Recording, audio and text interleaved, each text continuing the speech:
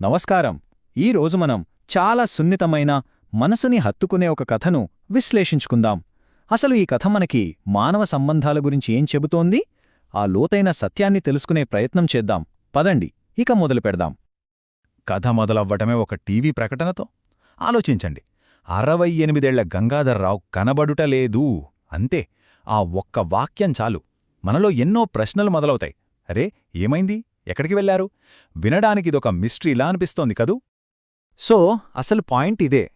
ఆస్తి, అంతస్తు, చక్కటి కుటుంబం, ఇలా అన్నీ ఉన్న ఒక పెద్దాయన సడన్గా ఎందుకు మాయమైపోతారు? కారణమేంటి? ఈ విశ్లేషణలో మనం ఈ ప్రశ్నకు సమాధానం వెతుకుదాం. మొదటగా ఆ ప్రకటన, ఆ ప్రశ్న, ఈ రెండింటి మీదే మన విశ్లేషణ ఆధారపడి ఉంటుంది. ఆ ప్రకటన వెనక ఉన్న అసలు కథేంటో అర్థం చేసుకుందాం. ఎందుకంటే ఇది కేవలం ఒక మిస్సింగ్ కేస్ కాదు, అంతకంటే చాలా లోతైన విషయం. మనం ఇక్కడ చూస్తున్నది ఒక కథానిక, అంటే షార్ట్ స్టోరీ అన్నమాట. కథానిక ప్రత్యేకత ఏంటంటే, జీవితంలోని ఒకే ఒక ముఖ్యమైన సంఘటనను తీసుకుని లేదా ఒక సంఘర్షణను తీసుకుని దాని ద్వారా ఒక పెద్ద నిజాన్ని మనకు చూపిస్తుంది. సరే, గంగాధరరావు గారు ఎందుకు అదృశ్యమయ్యారో తెలియాలంటే ముందు ఆయన గతం గురించి తెలియాలి. ఆయన గడిచిన కాలం ఎంత వైభవంగా ఉండేదో చూద్దాం. అసలాయన ఎవరు? ఆయన లైఫ్ ఎలా ఉండేది? ఆయన ఒకప్పుడు మామూలు వ్యక్తి కాదు, ఒక మాజీ ఎక్సైజ్ కమిషనర్. అంటే సమాజంలో చాలా పలుకుబడి, గౌరవం ఉన్న హోదా అది. ఆయన జీవితం ఎంత గౌరవంగా ఉండేదంటే ఊహించుకోండి, రోజూ పదుల సంఖ్యలో జనం ఆయన సలహా కోసం వచ్చేవారు. ఎంతోమందికి ఉద్యోగాలిప్పించారు, ఆగిపోతున్న పెళ్లిళ్లను నిలబెట్టారు. ఆయన తన హయాంలో ఎవ్వరికీ అన్యాయం జరగనిచ్చేవారు కాదట. ఒక్క మాటలో చెప్పాలంటే ఆయనొక నిజమైన కమ్యూనిటీ లీడర్. ఆ రోజుల్ని గుర్తు చేసుకుంటూ ఆయనే ఏమన్నారంటే, నా సర్వీస్లో ఎంత ఉత్సాహంగా, ఎంత ఆనందంగా ఉండేదో, నేను సహాయం చేసిన వాళ్లు గౌరవంతో, ఆప్యాయతతో కృతజ్ఞతలు తెలిపేవారు. వింటుంటేనే అర్థమవుతోంది కదా ఆ జీవితం ఆయనకు ఎంత సంతృప్తినిచ్చిందో. అదంతా గతం. మరి వర్తమానం? అంతటి వైభవాన్ని చూసిన ఆయన జీవితం ఇప్పుడెలా ఉంది?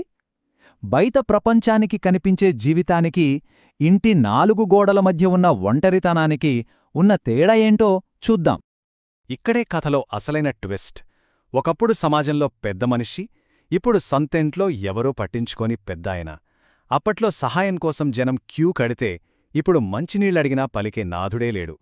ఒకప్పుడు తనని చూసి గర్వపడ్డ భార్యే ఇప్పుడు ముఖం చాటేస్తోంది. కుటుంబానికి పెద్ద దిక్కుగా ఉన్న ఆయనే ఇప్పుడు పిల్లలకు పెద్ద భారంగా మారిపోయారు. ఎంత దారుణమైన మార్పు కదా! ఆ ఇంట్లో నిశ్శబ్దం ఎంత భయంకరంగా ఉందంటే, కొడుకుకి తండ్రి అనారోగ్యం కనపడదు, డాక్టర్ని పిడవమన్నా వినడు.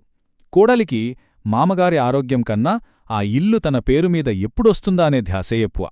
ఇక కూతురు పండగొస్తే డబ్బులు కోసమొస్తుంది, వెడుతోంది. చివరికి మనవడు కూడా స్కూల్ ట్రిప్ కోసం డబ్బులు అడగటానికే వస్తాడు. పాపం ఆయన గొంతు నొప్పితో వేడినీళ్లు అడిగితే ఆ మాట వినేవాళ్లే లేరు. ఇలాంటి పరిస్థితుల్లో ఆయన మనసులో ఒక ప్రశ్న మెదిలింది. అసలు సొంతమంటే ఏంటి, సొంతవాళ్లు అంటే ఎవరు? ఈ ఒక్క ప్రశ్న చాలు ఆయన మానసిక పరిస్థితి ఏంటో, ఆయన ఎందుకు ఆ నిర్ణయం తీసుకున్నారో అర్థం చేసుకోవడానికి. సరిగ్గా ఒంటరితనం నుంచే ఆయన ఒక నిర్ణయానికొచ్చారు. ఇక్కడ నుంచి కథ ఒక కొత్త మలుపు తీసుకుంటుంది. ఆయన తనకు తానుగా ఒక కొత్త గమ్యాన్ని, ఒక కొత్త ఆశ్రయాన్ని వెతుక్కున్నారు. ఇది ఆవేశంలో తీసుకున్న నిర్ణయం అస్సలు కాదు, ఒక పక్కా ప్రణాళిక. ముందుగా రాత్రికి రాత్రే భజన్లాల్ నిలయమనే వృద్ధాశ్రమానికి కాల్ చేశారు. తర్వాత తన ముఖ్యమైన కాగితాలు, పుస్తకాలు, బట్టలు అన్నీ నీట్గా సర్దుకున్నారు. చివరికి తెల్లవారుజామున 4 గంటలకు ముందుగానే బుక్ చేసుకున్న టాక్సీలో ఎవ్వరికీ చెప్పకుండా నిశ్శబ్దంగా వెళ్ళిపోయారు. ఆయన వెళ్లిన ఆ భజన్లాల్ నిలయం ఎలా ఉందంటే, అది వృద్ధులకు, నిరాశ్రయులకు ఒక నీడ. అక్కడ మంచి తోటలు, 40 గదులు ఉన్నాయి. ఆయన తన కోసం ఒక ప్రైవేట్ రూమ్, ఒక సేవకుణ్ణి కూడా ఏర్పాటుచేసుకున్నారు. అన్నింటికన్నా ముఖ్యంగా అక్కడి సూపరింటెండెంట్ విమల ఆయన్ని ఎంతో దయతో, గౌరవంతో చూసుకుంది. అక్కడ ఫిజికల్ థెరపీ కూడా మొదలుపెట్టాక ఆయన మళ్లీ బలం పుంజుకున్నారు. ఆ కొత్త ఆశ్రమంలో ఆయన జీవితంలోకి మళ్లీ ప్రశాంతత వచ్చింది. పోయిన గౌరవం తిరిగి దొరికినట్టు మళ్లీ తనను తాను ఒక మహారాజులా భావించారు. ఒక భారమనే ఫీలింగ్ నుంచి మళ్ళీ గౌరవం అనే అనుభూతిలోకి వచ్చారు. సరే, ఇక మన విశ్లేషణలో చివరి అంకానికొచ్చేశాం. ఇక్కడే అసలు మిస్టరీ వీడిపోతోంది. రహస్యమేంటో తెలుస్తోంది. కాని అది ఆయన్ని వెతకడం వల్ల కాదు, ఆయన్ని అర్థం చేసుకోవడం వల్ల. మళ్ళీ మొదటికే వద్దాం. ఇంతటి సంపద, బంగళాలు, కార్లు అన్నీ వదిలేసి ఒక ఆశ్రమంలోని చిన్న గదిలోకి ఆయన ఎందుకు వెళ్ళిపోయారు? అసలు కారణమేమిటి? దానికి సమాధానం ఆ సూపరింటెండెంట్తో ఆయన అన్న మాటల్లోనే ఉంది. ఆయనేమన్నారంటే, ఈ బంగళాలకి, కార్లకి మనస్తో మాట్లాడే హృదయం ఉంటుందమ్మా, అవి మనసులోని బాధను పంచుకుంటాయా? ఆ తర్వాతేమన్నారో చూడండి. కాని ఇక్కడ నువ్వున్నావు, ఒక కూతురిలా నన్ను ఆప్యాయంగా పలకరిస్తున్నావు అంటే సొంత కుటుంబం చూపని ఆప్యాయతను ఆయన ఆ సూపరింటెండెంట్ పలకరింపులో చూసుకున్నారు. ఇక చివరిగా ఈ కథ మొత్తానికి గుండెలాంటి మాట. మనం మొదటి ప్రశ్నకు సూటి అయిన సమాధానం. ఆయన ఏమన్నారంటే, నాకు ఇంకేం కావాలమ్మా, ఒక తియ్యటి పలకరింపు తప్ప. చూశారా, ఈ కథ చివరికి మనకు చెప్పే సత్యమిదే.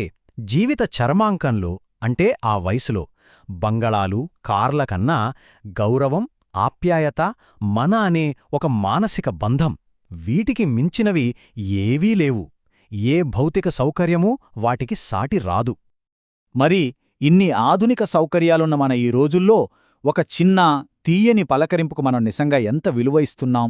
ఇది మనమందరం ఆలోచించుకోవాల్సిన ప్రశ్న.